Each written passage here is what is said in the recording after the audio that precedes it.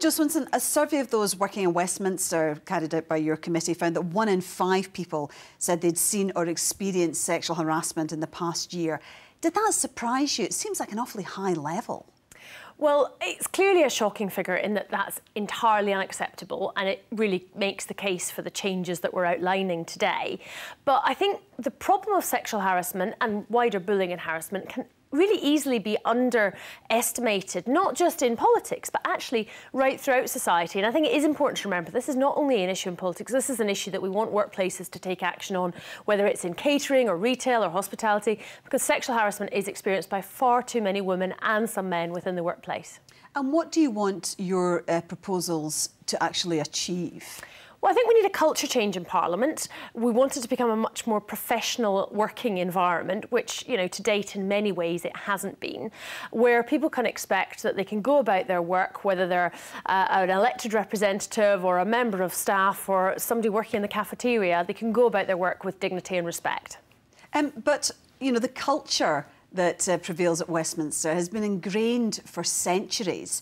Do you think that these proposals can do away with that overnight? Is it not going to be a long process? I mean, clearly this is a big step forward, but it's not going to solve it overnight, and no one's suggesting that it will. I think it does put us in a much better position to have an independent process, to investigate complaints that people can have confidence in, and to have a new behaviour code that encompasses what behaviour should be like in Parliament and training to back that up. But of course, changing culture does take time. It does seem remarkable that MPs, people that work at Westminster, will have to go through training, will have to be told how to behave.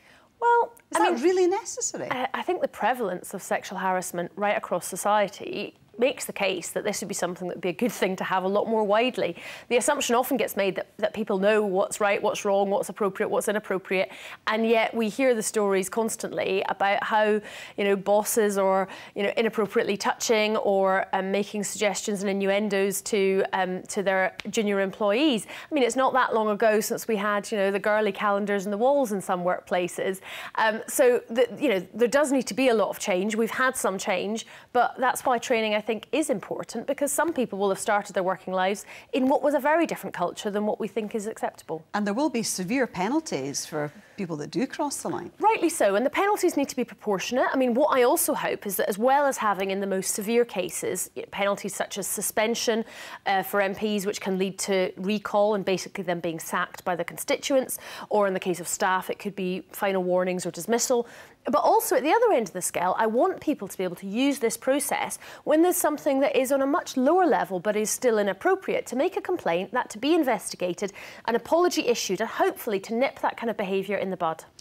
Your report recommends that the names of the accused are kept confidential until the claims are proven, but past experience has shown that, you know, publication of initial allegations has prompted other victims to come forward. So would it not be better to kind of name them and shame them, so to speak? I think there's two reasons for this. I mean, clearly it's important that we can spot patterns, but by having a central point for making complaints and reporting, and that those individuals will be specially trained in sexual harassment, that should give confidence to people to report, and that central point will be able to see what patterns emerge when there are multiple people making, you know, a report about the same individual. So I think that will help. And I think the other thing to bear in mind is that under-reporting is a big problem, and there's lots of reasons why people might not come forward, one of which might be, would they themselves be identified? And we have seen the really horrible treatment in some parts of the media by some people that have spoken out about these issues. Kate Maltby, who made the complaints about Damien Green, would be a really good example. She had character assassination in the pages of the Daily Mail.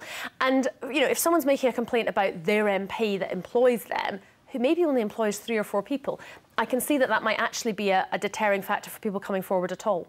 And do you think other organisations will maybe follow Westminster's lead? Can you see, you know, code of conduct been introduced to, you know, workplaces across the UK? Well, I think it should be happening, and many workplaces will have policies about bullying and respect. They won't always have specialist support and policies specifically relating to sexual harassment.